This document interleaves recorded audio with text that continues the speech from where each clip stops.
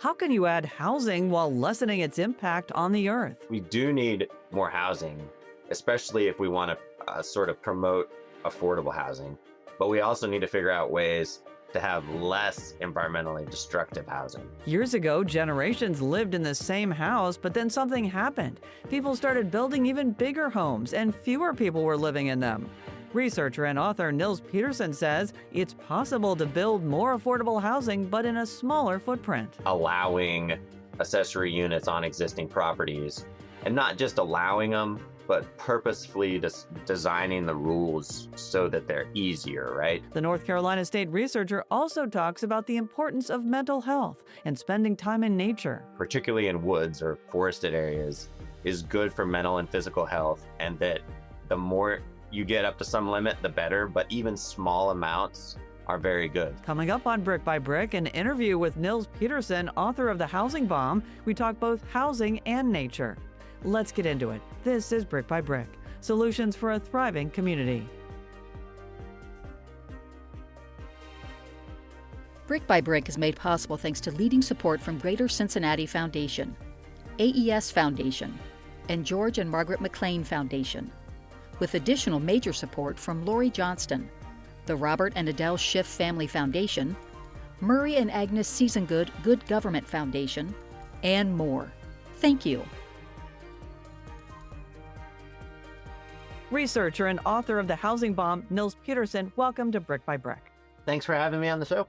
So, more than a decade ago in graduate school, your advisor was studying how the building of new houses were impacting pandas in China. What was the concern and what did he find?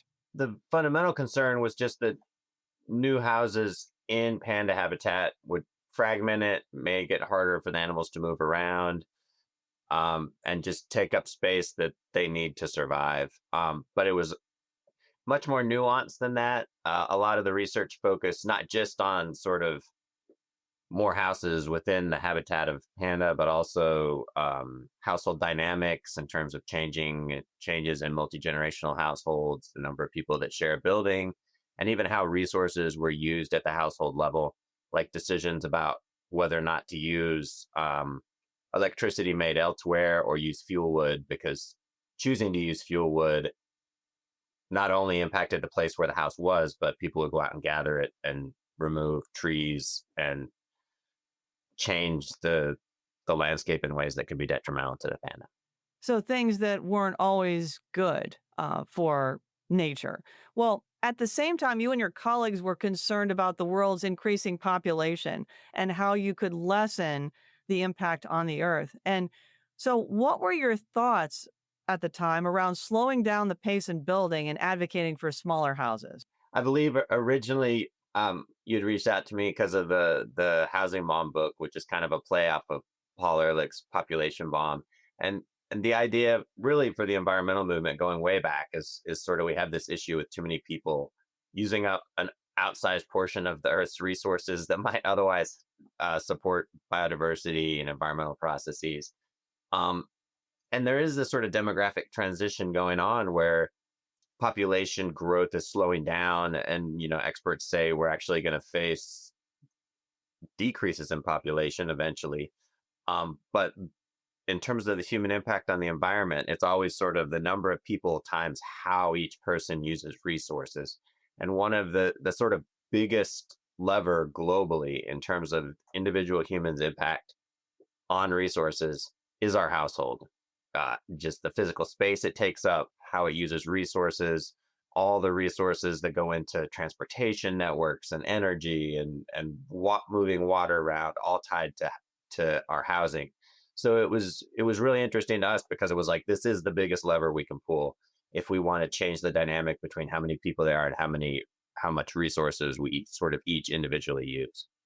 But now, as you know, we're in a housing crisis and we need more housing units. So how has your thinking evolved since you wrote The Housing Bomb, Why Our Addiction to Housing is Destroying the Environment and Threatening Our Society? Yeah, so I guess back when I wrote the book, particularly coming out of graduate school, sort of seeing everything largely through an environmental lens, my focus was definitely more on the side of we just need to do things to have fewer houses and less environmentally damaging houses. And I still think that's a big issue. I think it's a problem, though. I think my thinking has evolved to think about it from sort of both sides of the coin, right? So we do need more housing, especially if we want to sort of promote affordable housing.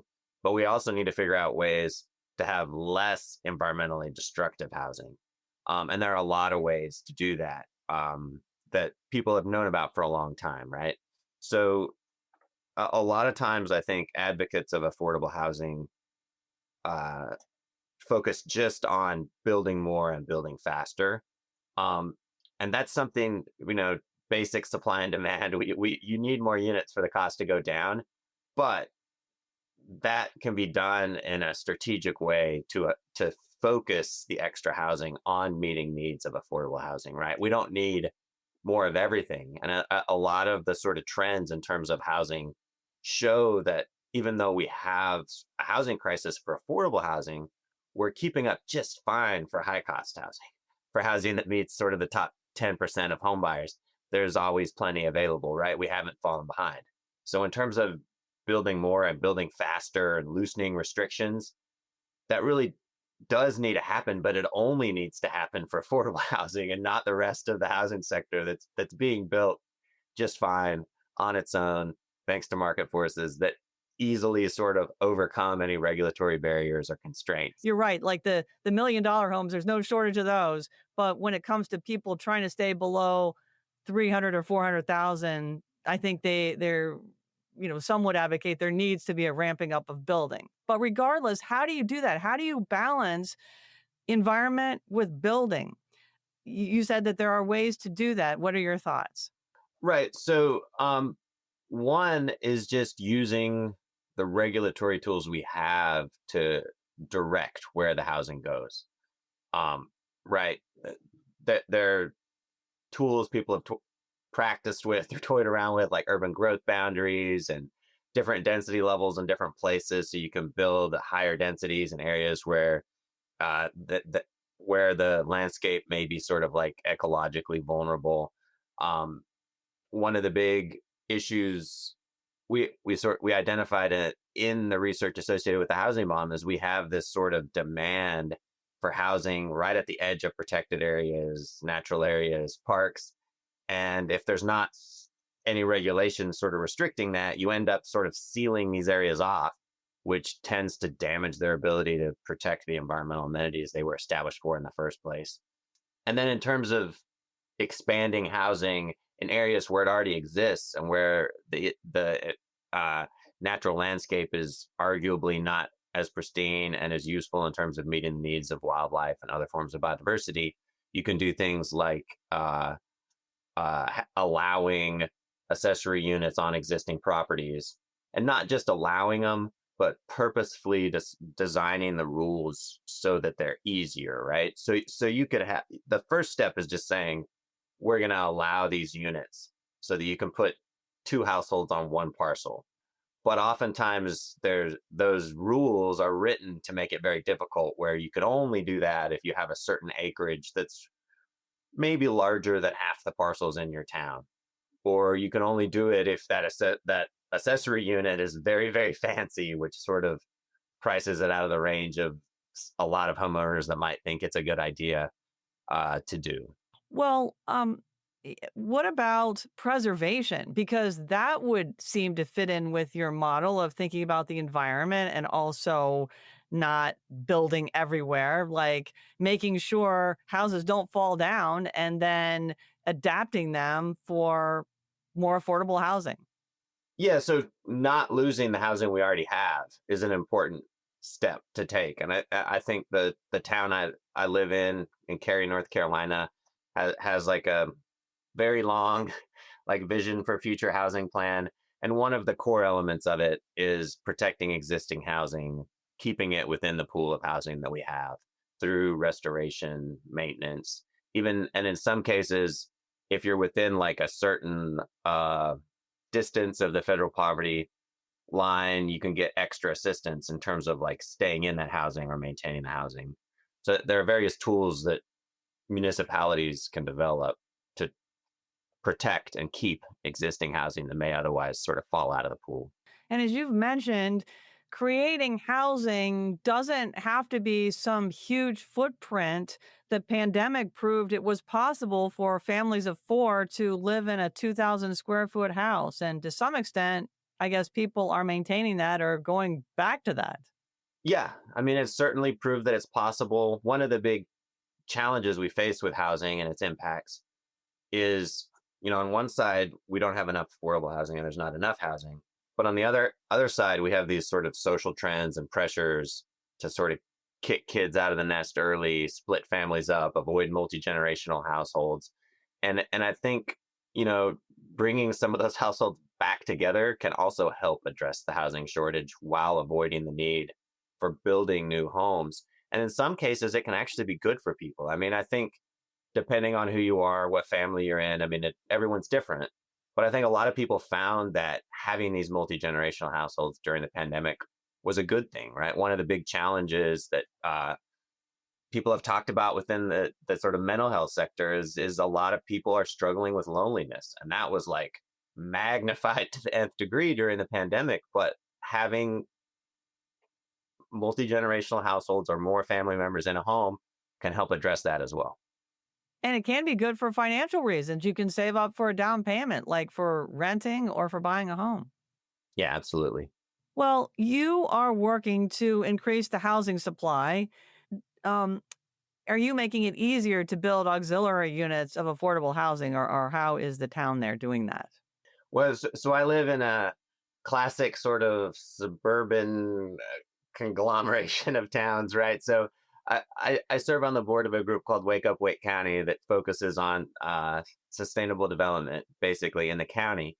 In the county, there are so many municipalities, and I think 3 4 years ago, one of the large sort of core municipality, Raleigh, uh, made it much easier to set up ordinances to allow ADUs, and they've been expanding. People are adopting them, and some of the smaller municipalities, of which there's like more than a dozen, have also developed these ADU regulations to allow them. Some of they depending on the municipality, some are harder to deal with in terms of paperwork or acreage requirements or whatever it is. But I do think that's a trend that's expanding, and our group also looks a lot at transportation, right? So if we think about housing affordability, oftentimes there's like this rule, like, the average sort of housing costs shouldn't exceed 30% of the income of the people. And that's how you set up housing costs.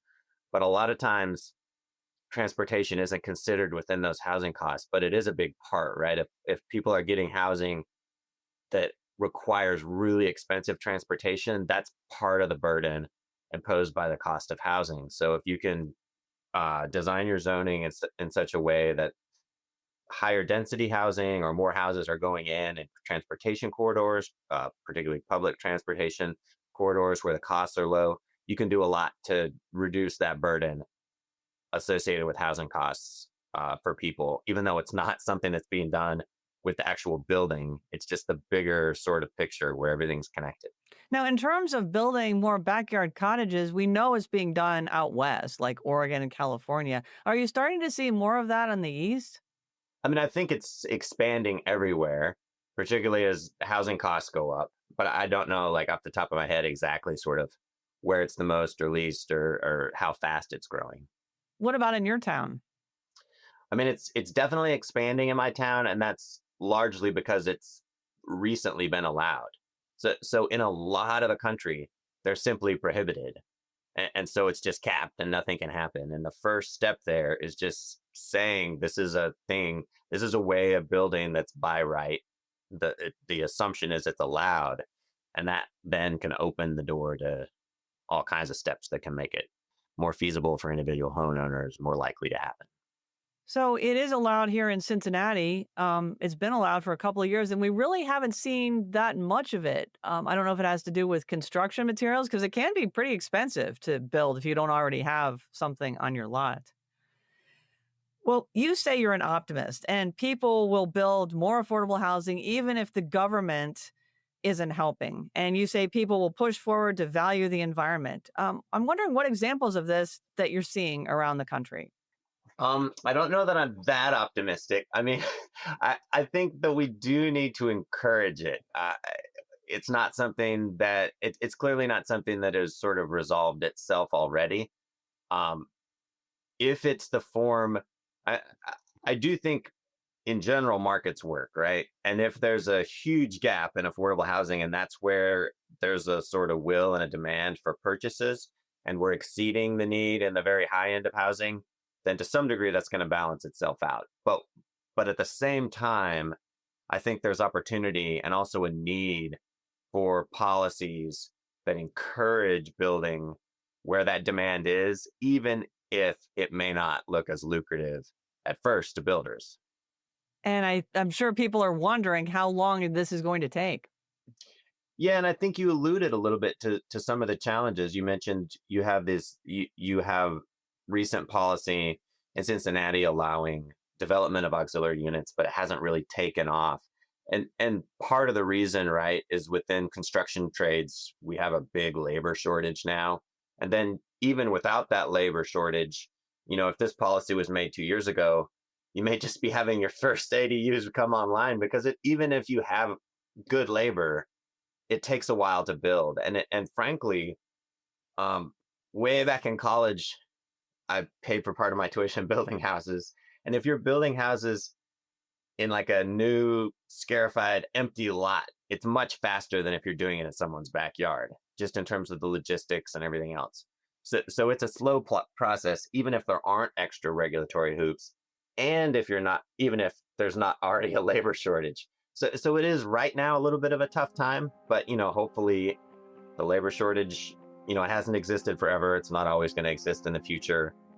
I hope you're enjoying our conversation with Nils Peterson, environmental researcher and author of The Housing Bomb. There's more still ahead following this short break. This is Brick by Brick. Brick by Brick is made possible thanks to the generous support of so many, including Diane and Dave Moshe, P&G, the Camden Foundation, the Stephen H. Wilder Foundation, TJ and Susie Ackerman, Patty and Fred Heldman, a donation in memory of Frank and Margaret Linhart, and more. Thank you. We couldn't do this work without you. Hey, we all have a different story, even if we grew up in the same neighborhood or city, especially if we're talking about housing stories. Hi, my name is Mark Lammers, executive producer for Brick by Brick. Growing up, I lived on the west side of Cincinnati in a single-family home, but I've also experienced apartment life in good and bad settings in a number of different cities. I learned a lot from those times in my life and from my journey as a whole. Now we want to hear about your housing story. That's the new audience question that's live on our show pages at thinktv.org and cetconnect.org. Log in and hit the green button to share your journey and what you learned from it. We hope to share some of your experiences and lessons as we move forward on Brick by Brick so we can all get smarter together. Thanks.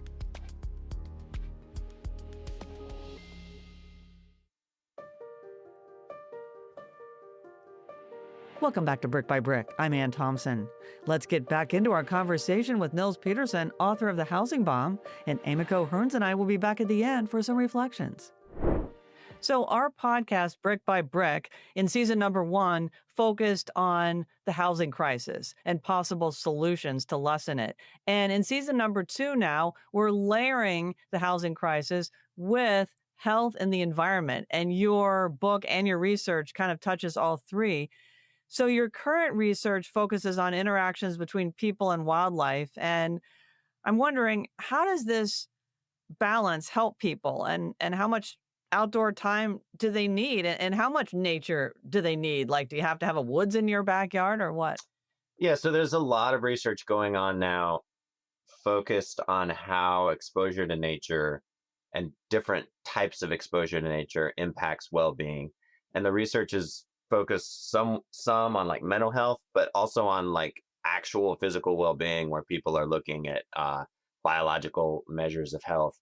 And it's across the board good for you. The jury's out, if you will, in terms of like what the dose is you need, even though in some places that are very ambitious, they've actually like issued prescriptions for nature where, to deal with challenges. But I think the general consensus is that spending time in nature, particularly in woods or forested areas, is good for mental and physical health, and that the more you get up to some limit, the better, but even small amounts are very good. So some of the research we did was just a minimum of 30 minutes a week relative to none, and it helped. And the most recent study we did was comparing people that were just grinding in their office, doing the normal thing, to people that minimally did weekly nature walks, to people that minimally did weekly bird walk or bird watching trips of the same duration in the same place. And it was a neat study because it showed, at least in terms of like self-reported measures of stress and happiness and mental health, the people, it was sort of like a stepping stone situation where just being out there helped relative to not, and being out there focused on something that made you attentive to nature, like bird watching, helped even more in terms of reducing stress levels. And when you talk about bird watching, because you did a study, as you mentioned, on the mental health impacts of bird watching, was that just like, walking around your neighborhood with a bird app, or you're in the woods, or to what extent was that? So this study was done on an urban greenway in the North Carolina State University campus. Uh, it's a forest canopy over the greenway, and that's where the nature walks happened as well. So it was all in the same place, same context. But it wasn't like a big, amazing park, right? Like you could walk just a couple minutes in any direction off that greenway, and you'd be in big, tall buildings and concrete everywhere. It was just this small little oasis within the urban matrix. Well, that's great that you were seeing, positive results on that. Are you going to continue studying, and are other people looking at this around the country? Yeah, yes to both.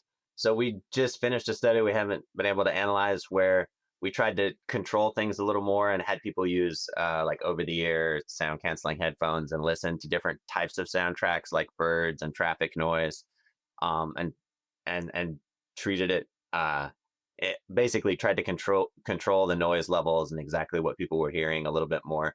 So we're doing that. And there's a lot of research on this going on, both domestically here in the US, but also globally. It's something I think that has captured a lot of interest for many reasons. I mean, and it sort of expands beyond just normal measures of health. There was a recent study, I think it was for like all EU countries, that showed bird diversity within like little GIS blocks they made was as or more predictive of happiness measures with across the whole kind of EU area, as was like income within those same areas.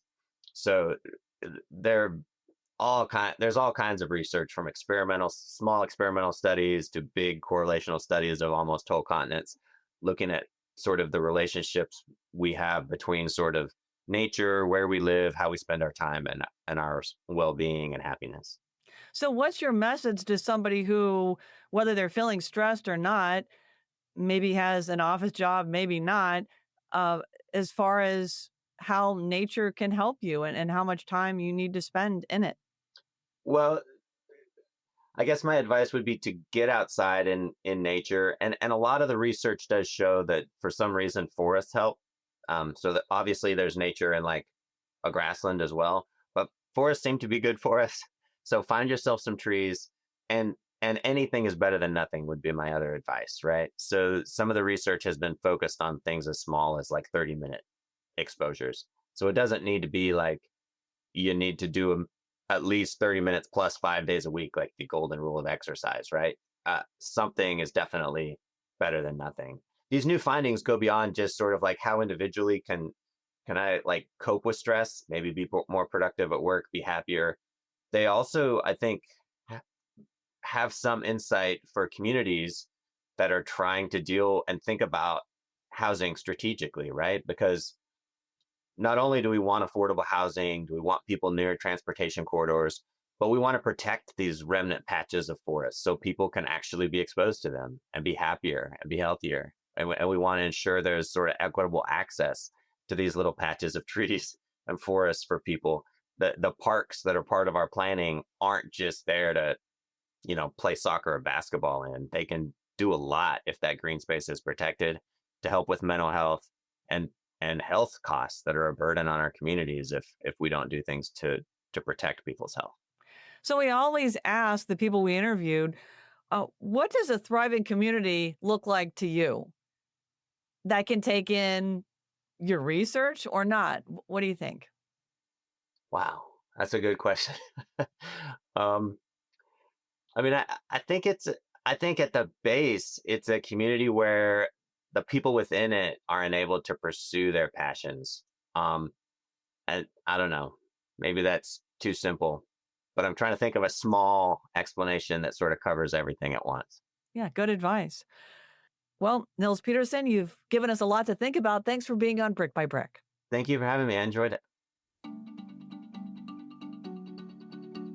Remember, if you're interested in digging deeper into our conversation with researcher Nils Peterson about housing and the environment, or want to learn more about Brick by Brick in general, there are plenty of web articles and videos. Go to cetconnect.org and thinktv.org. And we'd like to hear from you. Click on one of the big green buttons to share your feedback. That feedback is really important. Now feedback from the team on this episode. It's time for takeaways, and we welcome to the microphone Herns Laguerre Jr. Hello. And Emiko Moore. Hello. Emiko, what are your thoughts? Well, I understand the need to balance more housing while lessening the environmental impact, and I believe it's possible with innovation. For example, Miller Ecological Park in Lebanon has permeable pavers in their parking lot, so it allows water to flow through the pavers and into the ground then where it can get soaked up into the soil and filtered, making its way to aquifers. But paved surfaces such as concrete and asphalt prevent this natural drainage. And then you have, 10 to 20% more surface runoff, which can lead to more flooding in areas and put a strain on our sewer systems. Yeah, that reminds me, more than a decade ago, there was an effort on the west side of town to daylight a stream, which certainly helped with runoff. No, that's wonderful. When Nils Peterson talked about the importance of exposure to nature, that was music to my ears. In Japan, they have a term shindin yoku, which means forest bathing, and it's not actual bathing. This practice involves immersing yourself in nature, observing nature in the moment, and it has been shown to reduce stress, lower blood pressure, and boost your immune system. So there's a lot in nature for physical and mental health. How interesting. Well, the interview with Nils reminds me of something that Chuck Marone, founder of Strong Towns, said. When he was talking about the fact that we needed a nationwide building boom, he mentioned not with huge homes, but with entry-level units. This allows people to either own a 600-square-foot starter house about the size of a one-bedroom apartment, which would be added onto over time, or they could rent an empty bedroom in somebody's house. Well, local governments, he says, can help pay for this kind of housing boom by co-signing loans and partnering with local banks and also allowing backyard cottages. And of course, we covered that in our ADU episode in season 1. There was one thing that Nils spoke about that made me think of our second episode in season 2, when he spoke about creating homes that help protect the environment. I thought about Chris Heckman and his net zero home. With a net zero home, you focus on insulation and energy efficient windows to control the flow of heat. You focus on low energy lighting like LEDs or energy efficient appliances for big appliances like the fridge and the dishwasher. And also you focus on low flow fixtures and getting a more efficient water heater in order to make sure you're being more efficient with your water flow. All of this costs about 10% more according to different reports, but there's a savings over time that's done. And not only is there a savings over time for the homeowner, but also a reduction in water flow, electric usage, and the carbon footprint. So I think it's beneficial on both sides if there's enough investment in the beginning. Lots of things to think about as we try to make up that gap that we're short of millions of housing units. For sure. Thanks for your thoughts, guys. No problem. Thank you. We hope you're enjoying the holidays. We are too. Coming up on Brick by Brick, a bonus episode on January 7th. A registry can provide the framework so that housing cannot go indefinitely without certain repairs. A conversation on neighborhood solutions with 4 key Dayton voices. I think there's a recognition across our community that this is not singularly on the city government. It's not singularly on tenants or landlords. This has to be a complete solution where we're all thinking creatively. Then, we'll be back with an investigation on possible property tax solutions January 21st. Stay tuned. That's our show. We hope you learned something and are willing to share it out with your friends and family. And if you like what you heard, please rate and review our podcast. It helps make it easier to find. For Amy Moore and Herz Laguerre Jr., I'm Ann Thompson. We'll be back soon with more solutions. Take care. Our show is produced, hosted, and edited by me, Ann Thompson, with reporting and story editing from Herz Laguerre Jr. and Amy Moore. Our executive producer is Mark Lammers. Audio sweetening provided by Mike Schwartz. Zach Kramer runs the lights and cameras. Derek Smith is our production specialist, and Jason Garrison is our production manager. Kelly May heads up our marketing and promotions, along with Mike Shea and Bridget Dillenberger. Alyssa Stephenson handles the website, and Steve Wright and Josh Lusby are our designers. Bill Dean and Andreas Kruja are the engineers for the show, and our chief content officer is Colin Shinamblo. Our music is from Universal Production Music. Brick by Brick, Solutions for a Thriving Community is a production of CET and Think TV, Southwest Ohio PBS member stations.